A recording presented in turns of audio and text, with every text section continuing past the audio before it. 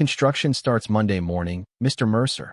And honestly, there's really nothing you can do about it. That's what Glenn Parker told me while standing in the middle of my grass like he already owned the damn place. Polished loafers sinking into soil I'd spent 12 years maintaining with my own hands. Smiling that clean HOA president smile people use when they think paperwork automatically makes them smarter than everybody else. I remember looking past him at those bright orange survey flags stabbed into the lawn, cutting across my mowing lines like scars, and for a second I honestly thought maybe I was missing something. Maybe there had been some mistake, some county mix-up, some bureaucratic nonsense buried in a document nobody ever mailed me. But then Glenn adjusted his sunglasses, looked over my shoulder at the corner lot, and casually said, "The board voted unanimously. The Community Wellness Pavilion is already approved." Wellness Pavilion.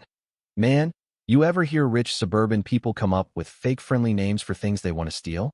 It's never, "We're taking your property."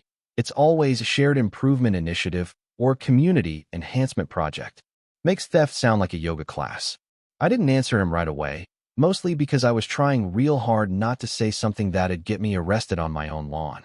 Instead, I looked down at my boots, grass clippings still stuck to the sides from mowing the evening before, and I asked him one simple question. "You got a deed with my name on it?" That little smile twitched for half a second. Tiny thing, but I caught it. "According to our development filing," he said, "the parcel has already been categorized for future common use." Future common use, see, that's HOA language for we wrote down what we wanted before asking permission. Then he gave me this little shrug, like I should just accept it, like I should be honored they picked my land out of all places. "Look, Wes," he said, "the neighborhood's changing." Yeah, funny thing about that sentence, people only say it right before they try taking something from you. Now that corner lot wasn't some giant ranch or lakeside property worth millions. It was maybe 3/4 of an acre tucked beside the retention fence at the end of Briar Ridge Drive in northern Georgia. But it was mine, legally mine, tax-paid mine, inherited from my father after he passed in 2011. Most folks in the neighborhood barely noticed it because I kept it clean all the time, edged the fence line every Saturday morning, reseeded patches after storms, trimmed the weeds before they ever got ugly. Truth is, people only notice maintenance when it stops happening. That land looked peaceful because I made it peaceful. My dad used to say, "Take care of land, and it'll take care of you."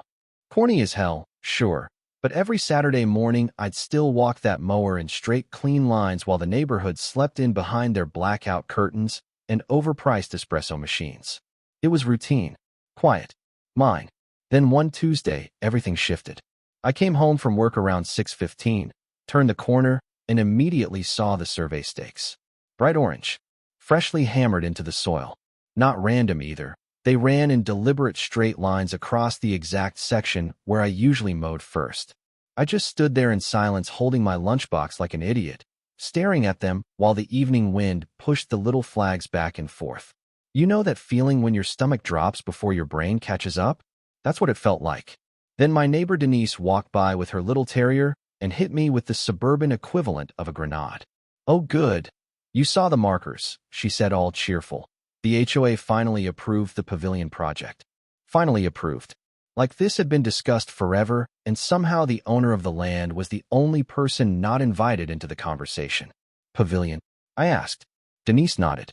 "Yoga deck, fire pit, pickleball space, probably one of those outdoor kitchens too."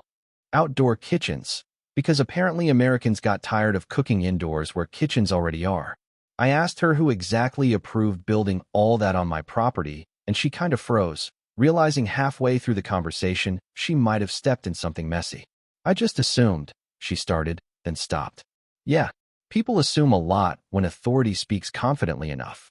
That night, I skipped dinner and drove straight to the HOA board meeting held inside the clubhouse. Place smelled like lemon cleaner and stale coffee, same as every HOA meeting in America probably. I walked in wearing work jeans and steel-toe boots while everybody else sat there dressed like they were attending a country club funeral.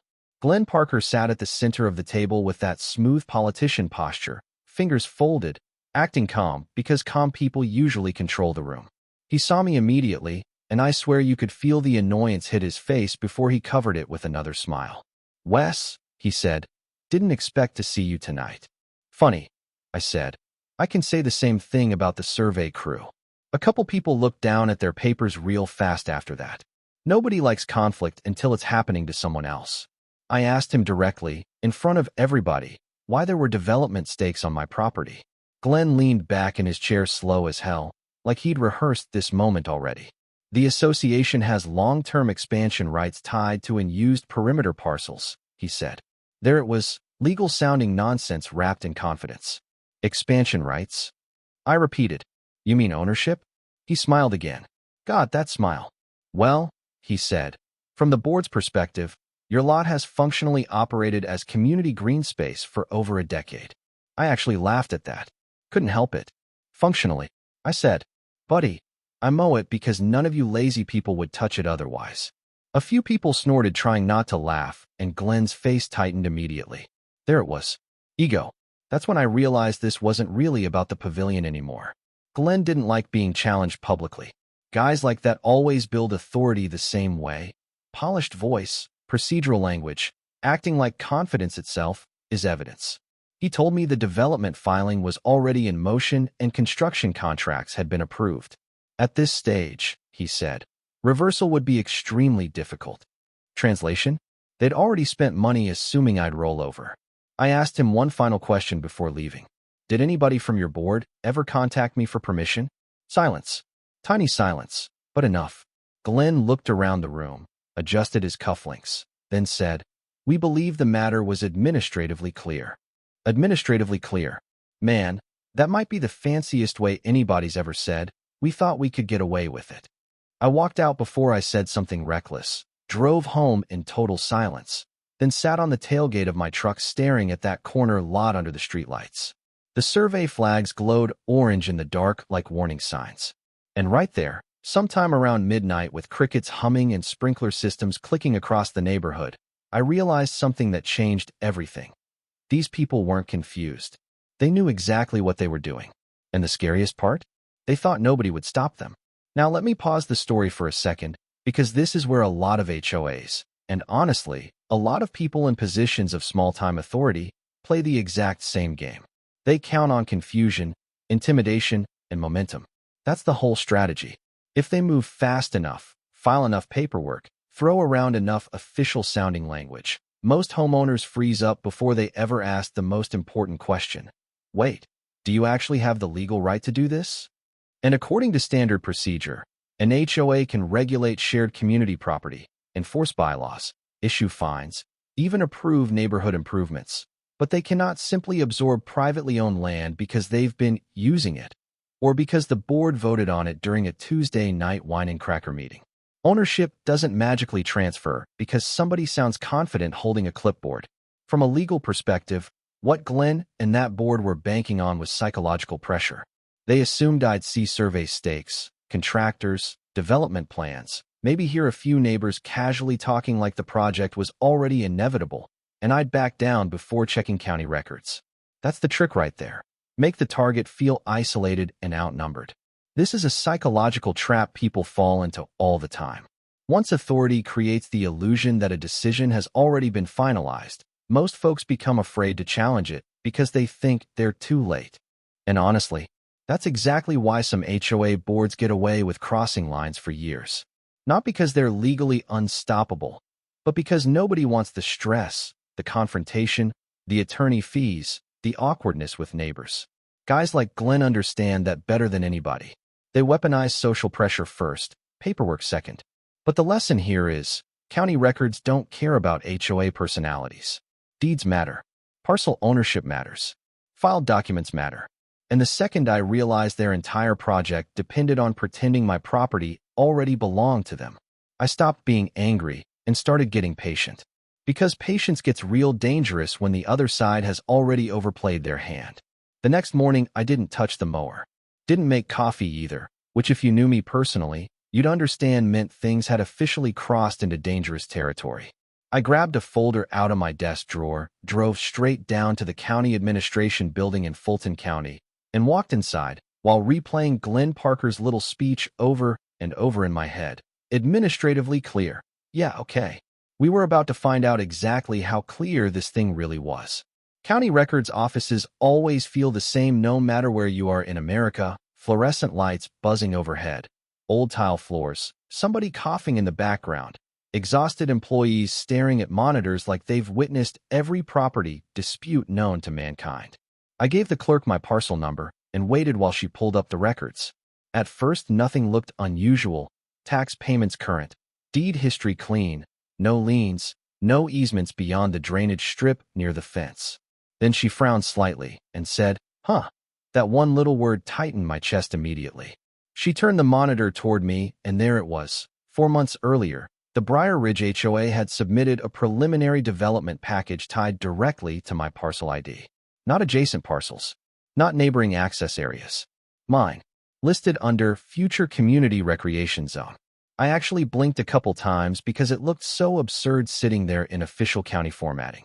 They hadn't proposed negotiating for the land. They'd filed paperwork as if the transfer had already happened.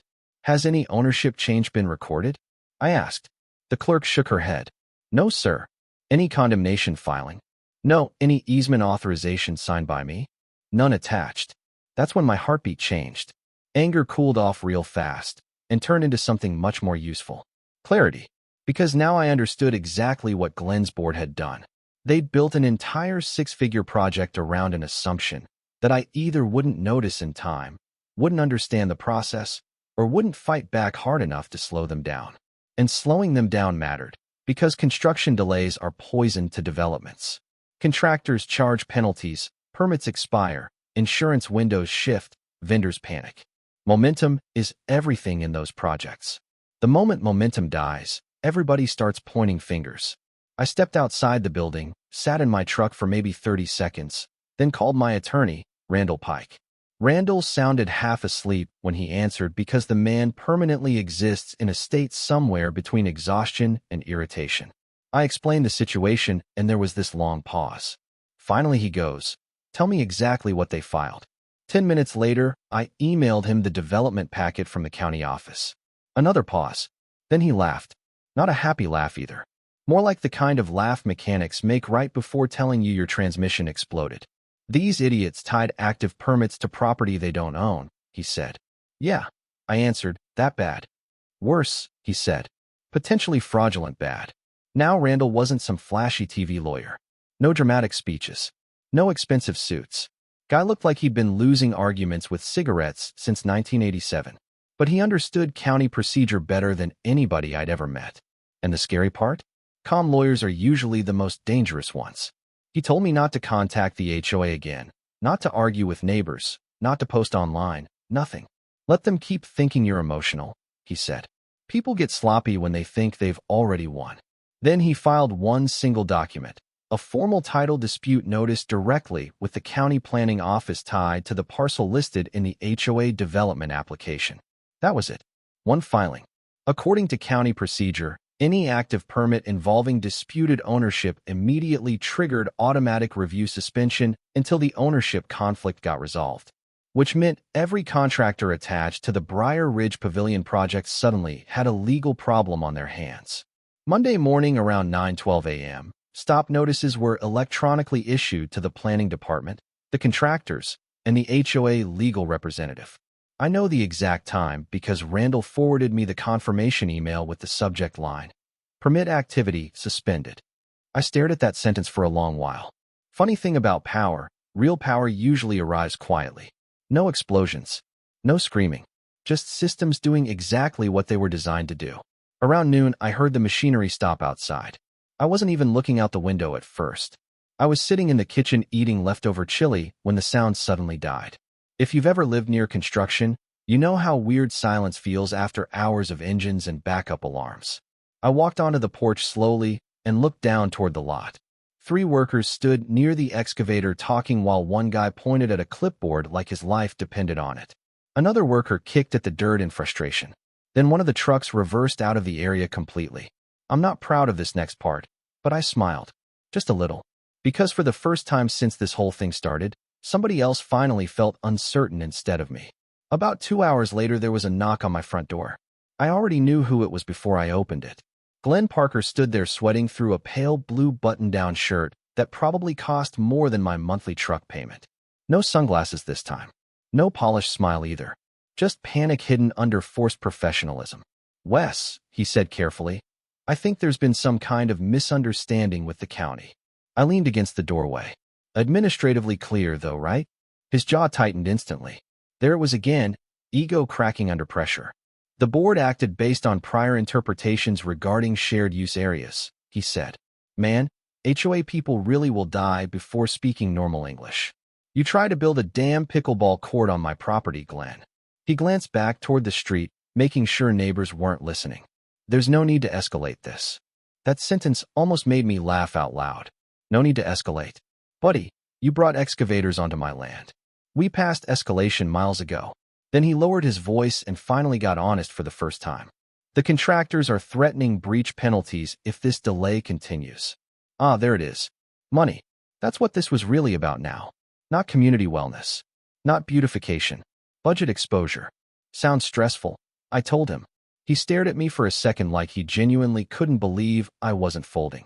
See, people like Glenn spend years operating inside environments where confidence alone gets results. They assume pressure automatically creates obedience. But once that illusion breaks, they panic fast because they've never developed the skill of backing down gracefully. He asked what I wanted. I told him I wanted exactly what should have happened from the beginning. Written acknowledgement that the parcel belonged solely to me, complete removal of my property from every development filing, reimbursement for legal expenses, and permanent recorded clarification with the county establishing zero HOA ownership interest in the lot. Glenn rubbed both hands over his face while I stood there completely calm.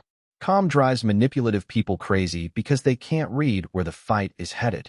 You know this is creating tension in the neighborhood, he muttered. No, I said. Your board created tension when you confused landscaping with surrender. He didn't answer that one. Within 48 hours, the HOA attorney contacted Randall directly. Suddenly, everybody wanted compromise. Amazing how quickly cooperation appears once legal exposure enters the room. The development renderings vanished from the clubhouse bulletin board first. Then the contractor equipment disappeared. Then came the emergency HOA meeting announcement, carefully worded of course, because organizations never admit wrongdoing directly if they can help it. Procedural discrepancies regarding parcel classification, that was their official phrasing. Translation? We got caught. By the end of the week, the HOA signed a formal withdrawal tied to my parcel, paid just under $4,300 in legal fees, and recorded a permanent deed clarification with the county explicitly confirming my ownership rights and denying any present or future HOA claim over the property. Randall called me after the filing finalized and said, "Frame that document if you want. They'll never touch that lot again." But the real twist came about a month later. Glenn Parker quietly resigned from the board. 2 other board members followed him out not long after. Turns out once neighbors learned what actually happened, people got real uncomfortable with the idea that their HOA leadership had nearly dragged the entire community into a legal disaster over property they didn't own. Funny how fast suburban loyalty disappears when special assessment fees start feeling possible. And me? I went back to mowing every Saturday morning. Same mower, same lines, same corner lot. But I noticed something different after all that happened. People waved more when they drove by. A couple neighbors even stopped to apologize for assuming the HOA knew what they were doing. Denise brought over banana bread one morning like carbohydrates could heal attempted land theft. Honestly, though, the strangest part wasn't winning. It was realizing how close the whole thing came to succeeding in the first place. Because if I'd ignored those survey stakes another month, if I'd trusted their confidence instead of checking records myself, they probably would have poured concrete before I even understood what was happening. And once concrete gets poured, people suddenly start treating theft like history instead of a problem. Looking back now, the wildest part of this whole mess isn't even the HOA trying to take my land. It's how normal they acted while doing it. That's the thing people don't talk about enough. Most real-world power grabs don't look dramatic in the beginning. Nobody bursts through your door wearing a villain cape. It's usually paperwork, confident voices, friendly smiles, people casually speaking as if decisions have already been made for you. And if you're tired, distracted, busy working, raising kids, paying bills, dealing with life, it becomes real easy to mistake confidence for authority. That's exactly why situations like this happen all over the country. HOAs start overstepping because somewhere along the line they stop seeing homeowners as equals and start seeing them as obstacles standing in the way of projects, budgets, image, control. And honestly, some boards get addicted to that control. Give certain people a little procedural power, and suddenly they start acting like unelected suburban senators. Community standards becomes code for do what we say. Neighborhood improvement becomes code for we already decided. This is a psychological trap that happens in every layer of life, not just HOAs. Workplaces do it. Governments do it. Families do it. One side creates momentum, floods the room with certainty, and hopes the other side feels too intimidated to challenge the narrative. Because according to standard procedure, most people don't push back once machinery starts moving. Once permits appear. Once contractors arrive. Once meetings happen. We're conditioned to believe systems must already be correct if enough people are acting confident around them. But systems fail all the time. People bluff all the time. And from a legal perspective, ownership is not determined by confidence, popularity, or how many people vote during a board meeting. It's determined by actual recorded rights. That distinction matters more than ever nowadays because a lot of homeowners sign HOA agreements without fully understanding how much authority those organizations do and do not possess. HOAs absolutely can enforce bylaws tied to shared community property.